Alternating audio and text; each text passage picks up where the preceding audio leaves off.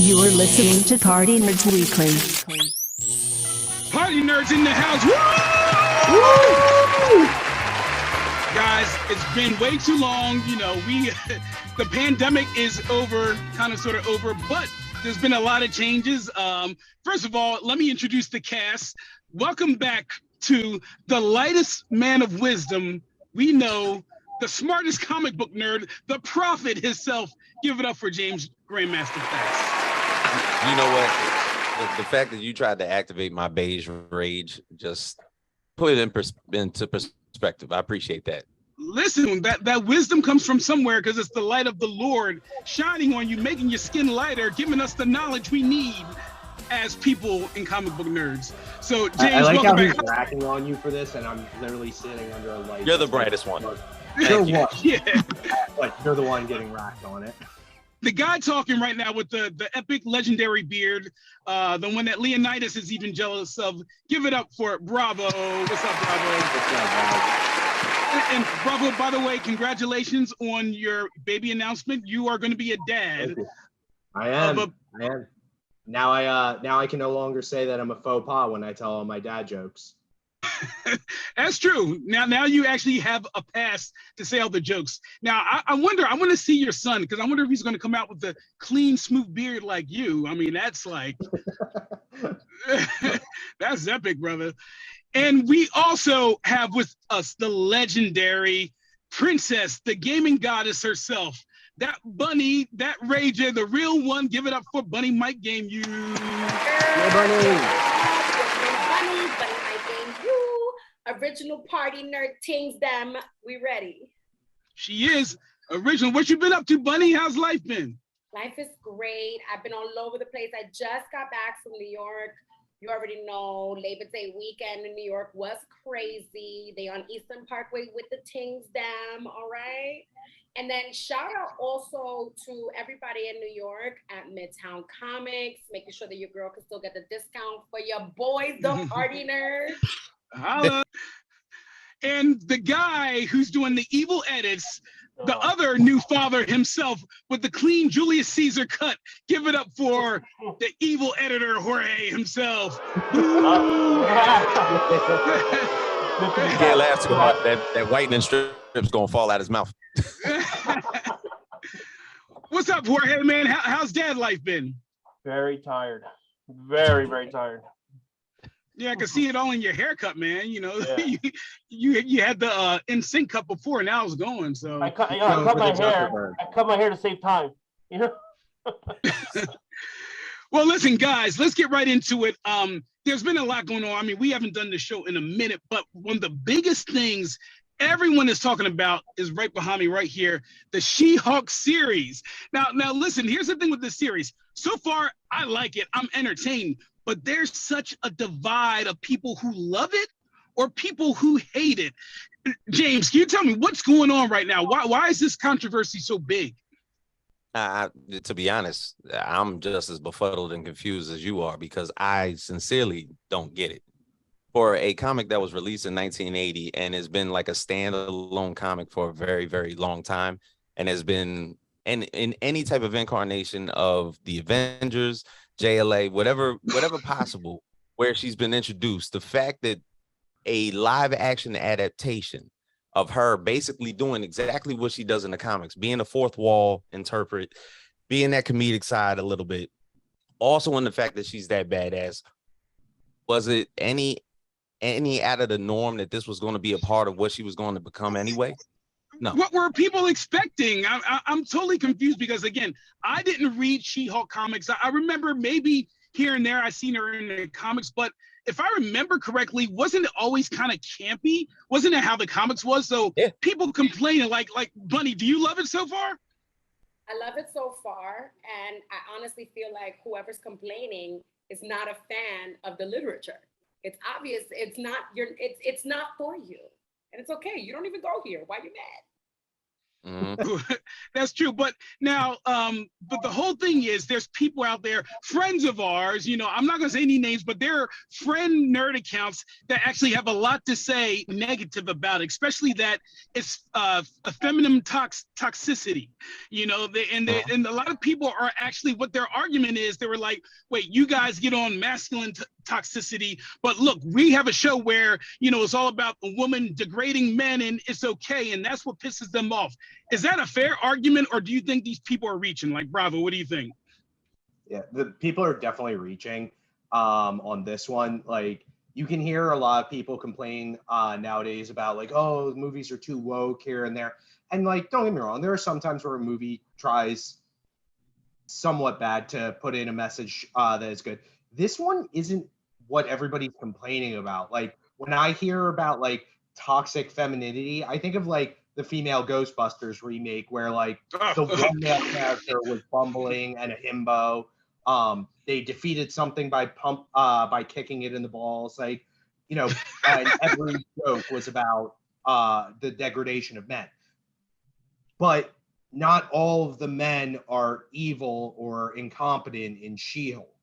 Like, literally the first thing that happens is her like with her cousin, and he's trying to help her. She doesn't need the help, and it's showing that. Like, but he's not being like, oh, no, like, because you're a woman, you need to listen to me because I'm a man. He's literally That's a good point. Like, hey, you're my cousin, I have experience with this, and you know, it was really tough for me. But it's not the same for her, and he eventually comes around and understands that. Takes him a little while, but he does. So, like, saying that this is toxic femininity, like, no, it's just people that are very insecure with themselves and maybe don't really understand, like, a female doesn't have to be Ripley or Princess Leia or super badass to be, like, an example of what a woman can be. So I'm going to say something on our PartyNerdz account. I actually on the Instagram created a survey saying, listen, especially obviously we're going to get into the scene where she's twerking with, you know, Megan Thee Stallion. We were asking people like, all right, who thinks this is funny, entertaining? Who thinks this sucks? Who thinks it like, and believe it or not, it was so even straight down. There's so many people that think it was great. They loved it. There were so many people that despise it. And there were some people that were like, it is what it is. I mean, so like, but here's my thing. Remember in Shazam, when Shazam was doing that dance and stuff like that? Why didn't he get shit on for that? Like, why is this bad and why was that fine? Like, Bunny, like, what am I missing here? A lot of it has to do with picking and choosing where you want to stand based off of your own experiences. But what people are failing to do is remembering this is an indicator. This is art. This is art indicating to you where you stand. Now, do you want to take this art based off of what you've experienced? Well, it's just an indicator. This is telling you, damn, you know what? I've experienced a lot of toxic femininity. This art is triggering that. It begs the question, do I need to work on these triggers?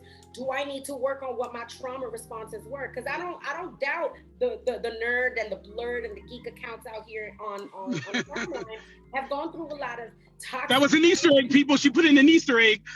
You know, a lot of toxic femininity out here.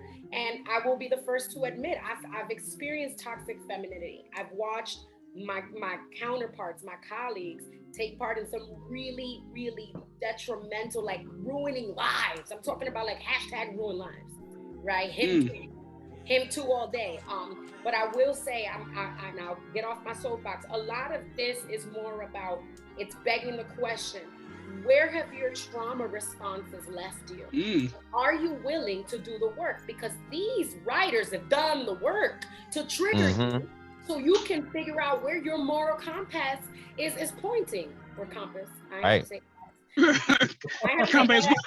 It's where you need to put the moral compass.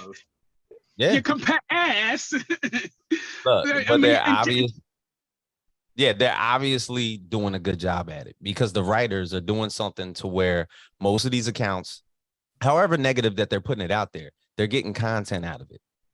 It's you know how they say bad press is good press and everything like that. Regardless, the content is out there. So regardless if you like it or not, they are getting tons of content. So you got these pundits that are pretty much out there who used to be just like us, putting out a lot of comic book based content, get day in and day out through phase 1, phase 2, phase 3. We get into phase 4 and phase 5. The same characters are not there. So therefore their content has to change. They realize that maybe it's a little bit stagnant in that base anymore as far as content is concerned for them to put out on social media every day. And then they realize that the wave that they got to hop on, that dick riding wave that they got to hop on, is pretty much, yeah, let's follow up with what these guys are saying, because there's too many female superheroes. There's too many race swapping characters out there, and they're acting on it like it's some type of, like you were saying before, a soapbox. They want to stand on there, and then they want to preach to all these like do-gooders that think they're doing right by basically shouting down what comic books should be when it's open to everything. Well, and I mean, and you look at, I agree with you totally, James. And you look at it, we've talked about this in past podcasts where Nick Fury in the comic was a white guy with pepper hair.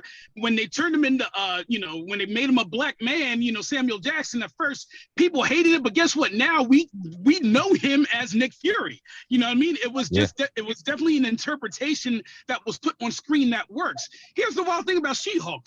It's exactly like the comics. She's not, like the meme going around where she's jumping rope naked and stuff like that. Like, she did crazy stuff like that. So, like, bravo, is it far out of the line to see her twerking with Megan Thee Stallion, like, from what you remember of She-Hulk? It's not out of the realm for her to, like, be twerking or anything like that. I'm sure, like, any modern interpretation would have her doing it at some point or another. Like, just like you said, there's a very good example of her jumping rope naked. People are also talking about, like, oh, now they're trying to emulate Deadpool. Like, no, she always broke the fourth wall. A lot of times she would actually berate the artist or the writer. Like, it was a commonality thing with She-Hulk. But, like, even so, I like that Marvel is taking a step in a different direction and saying, like, hey, we're still going to give you some superhero stuff, but, this is going to be a little more courtroom drama based. Which is what the superhero genre should be doing. Like, superhero genre is not all, okay, we need to save the universe. Okay, we need to tell an origin story. Like, okay, we need to have a team up. Like, I recommend people all the time to read Worm. It's the longest web serial on the internet. It's 1.5 million words, and the main character is a 16-year-old girl. And it goes from, like, street level thug to fighting gods. And it's such a great story that a lot of people miss out on simply because, they hear, like, it's superhero or anything like that. Meanwhile, the story is all about, like, trauma and morality and everything like that. And it's a step in the right direction for Marvel because, we're starting to get sick of the Marvel formula. Like, thank you. Only do over 20 movies, 30 movies of the same formula. Exactly. Right. And James, and I agree with you totally, Bravo. Don't you feel like this series is bringing Marvel back down to our world? Like, as you had the Eternals, you had Guardians of the Galaxy, everything was galactic. Everything was out in the universe. I feel like the series is finally bringing it back down so you can bring in Daredevil, you can bring in Jessica Jones, Luke Cage, and these characters, because now it's on a street level again. And I think that's where I felt like, personally, like the Eternals and stuff, they got too galactic too quick. I felt like that shit came later.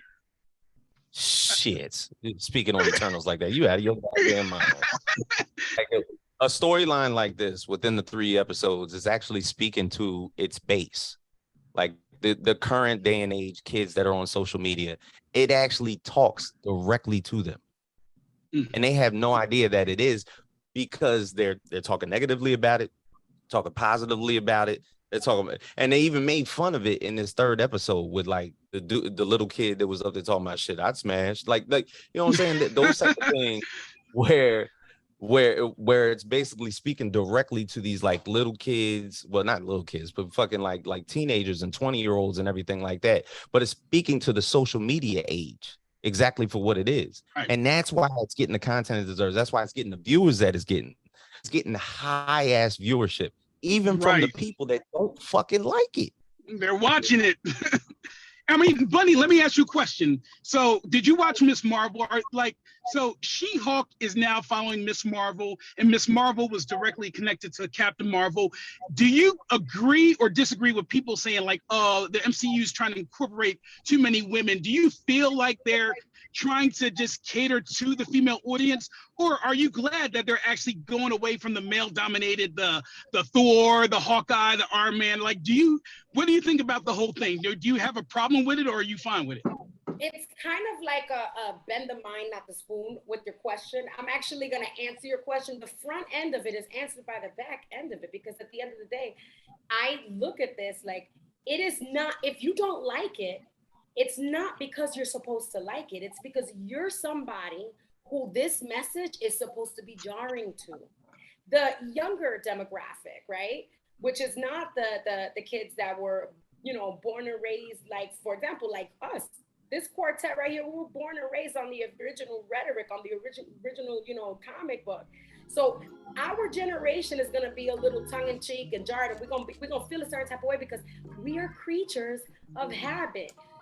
Y'all out here, ourselves included, have gotten so accustomed to the Thors, like you're saying, the Thors, you know, the Tony Starks, the getting mad bit. Can I say bitches? I can say bitches. Bitch away. Getting mad bitches, you know, treating Pepper like Pepper was not. Start going back to try to have them change what was written 20, 30 years ago. You're not gonna do that. So what you wanna do, you wanna be like these toxic Star Wars fans. You wanna try to change what's going on for the next 20 years. No, go and try to see if they'll rewrite something back then and put a stamp of remastered approval for you. They're not gonna do that. Why? Because those were written for you. Now these new writers, these new producers are not writing this for you. How you hating outside of the club because you can't get in? You know, get your mind right. To be honest with you, I'm happy with what they did with Miss Marvel. I'm even more satisfied with what's happening right now with She-Hulk. Number one, you are gonna have a problem with this because they did their job. Number two, when are you gonna do yours? Step up, evolve, or die. Yeah. The thing is, it's not even to say that every single Marvel character that is coming to existence, even Tony Stark, has gotten bent in some sort of fashion. Tony Stark was a C-list character. To be honest, nobody really gave a shit about Tony, like Iron Man comics in the 80s that much. They weren't like a high selling comic. Quote unquote, they put in that first phase, they wanted to revolve everything around Iron Man, around basically Tony Stark. They turned him limited. Yeah, they turn him into this likable character. I mean, fuck Captain America comics. We can talk about that, to where how boring them shits used to be in the 80s. And all of a sudden they turned him around to be this polarizing, popular character and everything. You remember how cool he looked in Infinity War? He ain't never looked like that in no fucking comic. You know what I'm saying? The little wings, the little like. Yeah, he did. But I'm saying they've done this with every single character that they've adapted. So the thing is, She-Hulk is almost like the most accurate one. Right. And yet, she's a freak. Wait, Bravo, is she a freak in the comics? Is She-Hulk a freak? Because I feel like the comics I remember, she was always smashing, literally not Hulk smash, but She-Hulk smashing dudes, leaving them wrecked on the bed. Kind of like she's a freak. Namor's a freak. Technically, Tony Stark was a freak. So Namor was definitely a freak. Yeah, he's scandalous. And so what's going to happen when he's... I was going to say, I'd say in both senses of the term, like, one, she is really, really ridiculously powerful, but she also, like, she was out there to get it. Like, X-Men fans are familiar with the Cannonball special that Colossus would throw Wolverine at. Well, one time Wolverine explains it to She-Hulk so that she could do it for him. And as she's holding him, she's like, oh man, your ass is really firm. Like, and that's what I would expect from this series. Yeah. And like, touching on like us talking about like, you know, how people are constantly arguing, oh, this is woke and blah, blah, blah. Like, listen, I'll be very honest. And we've said it on the podcast before. I didn't like Captain Marvel, and I felt like a lot of the hate, not all of the hate, but a good amount of the hate was there. She was a Mary Sue. It wasn't an interesting story. But at the same token, kind of like what Bunny said, that story also wasn't for me. I still would say that some of the literary stuff is still there. But at the end of the day, when I look at the difference between how I viewed Captain Marvel versus She-Hulk, I'm like, no, not a chance. She-Hulk's not being woke or, like toxic femininity or anything like that. It's just a woman centric show. And it's not only for women, but you can even see when they do that meta commentary of the, I'd smash, or she should be She-Hulk, or this or that. Like, a lot of that's already poking fun at what they predicted was right, and they were wrong. They were spot on. Yep. Right. Yeah. And I mean, so in the weeks to come, you're gonna see. I mean, we saw in the previews the trailer. You're gonna see her sexual side, her going on dates and smashing dudes. People are gonna get offended at that again. You're gonna have women's rights saying, that's not right. You know, and I guess here's my point. Like, should Marvel try to make everyone happy all the time, or just do what the fuck they do and just, write good stories? Do exactly what they need to do to get the job done. The thing is, they're proving their point without even doing anything. So Thor: Love and Thunder is pretty much going on Disney Plus, like I think in a week. So it's been out of the movies now for about close to a month. I'm gonna say like close to a month. But the thing is, in that time, when we talk about cinema, like all the Marvel movies that basically go out in that time, since Thor: Love and Thunder came out, have we talked about any other movies? Do I know any movies that are basically in the movie theater? Has anybody talked about any movie theater, any movie that has been out during that time? They're not. Basically, without doing anything, they're basically shunning the entire industry because there's nothing to talk about. Everybody's talking about She-Hulk. They're talking about the Disney Plus shows because that's currently what's hot right now. Well, and it's funny you said that because I personally did not like the humor in Thor: Love and Thunder. I thought it was childish. I didn't either. I thought that they went too far to try to pander to a younger audience, whereas the She-Hulk series is really sitcom-like. For them. It's humor I think is funny. Now, you got some of these same people out there saying it's not even funny, them twerking and stuff. Like, I mean, when you see her twerking, you're not laughing like, that's hilarious. You're laughing like, I can't believe she did that. You know what I mean? It's a different type of humor. They also put in an after-credit scene. Like, if it was a scene in the regular show, I'd be like, didn't need to be there or anything. But it's an after-credit scene. So it's its own little tiny scene, not connected to anything. It's a featurette.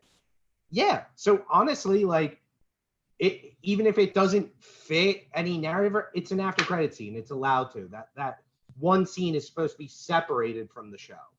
But know what's good about all this, though, because everything's so light and corny and cheesy now. When it gets dark, you're going to have to see her, this fun character twerking.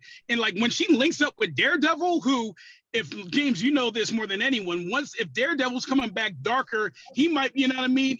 She's going to be thrown into this environment where you're going to have to see a different side of her, like when she's going to have to get serious in court. I think that's when it's going to get interesting, when she's going to be thrown out of her comedic element. Them bringing back Charlie Cox is going to do wonders for this shit. I mean, ultimately, like, so Bunny, like, all in all, like, are you enjoying, just to be a little more broad now, are you enjoying this phase? So when I say phase, I'm talking like Miss Marvel, She-Hulk, Shang-Chi, like, are you enjoying how it's starting off so far? I'm enjoying it mainly because it's pushing me to take a look at what it is that bothers me about certain type of feminist traits and what I feel like I let fly based off of me being such a big fan of She-Hulk and Miss Marvel, or maybe what I'm not letting fly based off of where I stand in my femininity, right? So I'm enjoying it because it's challenging me. Now, if it's not challenging y'all, then maybe like, it's not for you. But the most that I would say is I'm enjoying the way people's pages, the timeline is flourishing. You getting more hits, you getting more engagement. I like to see my people grow. It ain't all, strippers and burritos, my friend. But having said that, right on the timeline, it's just been. Why else will Bravo be on social media then? Yeah, he needs his strippers and burritos. Exactly, or chopped cheese. Shout out to the Bronx. But for me, what I'm enjoying is that dynamic, the way that we're having to learn what femininity is to us. As a woman, when I saw her going through that dynamic in the beginning of, in episode 1, I'm seeing her go through that dynamic with her cousin. Everybody knows I don't play about my boy cousins, and my boy cousins don't play about me. Feminist or not, I would not call my cousin and be like, yo, you good with this decision I'm finna make, if I was a toxic feminist. As a toxic feminist, I'm gonna call him and be like, this is what I'm finna do, because I'm grown, and she genuinely called him, because although she wants to call him out and say my experience, during that dynamic, my experience is deeper and more complicated than yours, but she still values his opinion and judgment so much that he felt it on the other line and said, you ain't for me to give you a cosign. Girl, do that. Thing that is lacking in the Marvel MCU and a lot of media in general lately is that femininity, empowering femininity, could be a million different things. For some women, sleeping with a lot of men is empowering. For other women, it's being no nonsense. It's being tough. It's realistically, whatever you decide empowers you. It's subjective. We've seen real world conflicts where a very conservative style woman would be arguing with a stripper, and the conservative style woman's like, oh well, what makes me feel like a woman is taking care of my family, and the stripper's going, cool, what makes me feel like a woman is earning enough money, and these men are paying to see my body and my performance. Realistically, though they're from different worlds and they do not agree with each other, they're both empowering themselves and by extension other women. So realistically, they're speaking from the same wavelength. They're speaking from the same wavelength. Yeah, when I hear guys weigh in about oh, this is an empowering femininity, man, shut the fuck up. At the end of the day, it's the same thing with masculinity. Meanwhile, these are the guys who walked through the halls, got made fun of because they liked comic books, because that's not what real men do. But now they want to do the same thing to women, and by extension other men too, with when they do this, oh well, that's not what real comic book fans are. Stop it, bro. You just want to be the bully. Yeah, and for the people that basically posted that they got offended by the twerking, you did not get offended by the twerking. No, you didn't. You sat there and you watched that shit. Full on. Meanwhile, I guarantee the whole scene passed. And if you had to, absolutely. Yeah, you rewound it.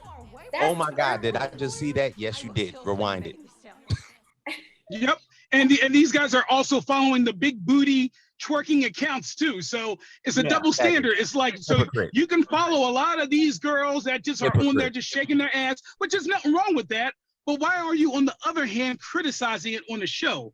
There's a lot of double standards going on. So, ultimately, y'all, I'll just say this just to kind of wrap it up.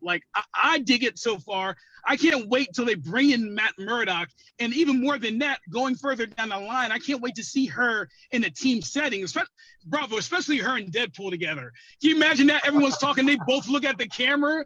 That would just be phenomenal. They both look at the camera, then look at each other. Wait, can you? Yeah. You see him too? Yeah. Honey, thank you so much for coming back on the show, rocking the Midtown Comics. and Bunny, it's what's going on with the gaming? Are you still gaming? I am. I actually am on a hiatus from Twitch streaming. So if you can, just do yourself a favor, go to @GirlsCan'tGeek, follow all of the gaming and geek girls that I have on @GirlsCan'tGeek. They are holding it down on the Twitch stream front. And just stay tuned and stick around. It's a lot more than gaming over here, all right? True that. You get the loud curdling screams of children too. It's always a fun time. Even the kids on. They're like, yo, she ain't ready. Drop it like it's hot. Yeah, right? That's your hype girl. James, you still got the Facts Project going on, right? Still doing the Facts Project. I get to talk with a bunch of indie comic book creators once a week, and it's literally a passion project, man. I get to talk to people basically bringing their projects to life for the first time. PartyNerdz in the house, thank y'all for coming. We will see you next week. Jorge, the evil editor, is somewhere. Where is he? Over there chewing his lightning strip. Jorge, thank you for cutting the cut. We'll see you guys next week. Peace.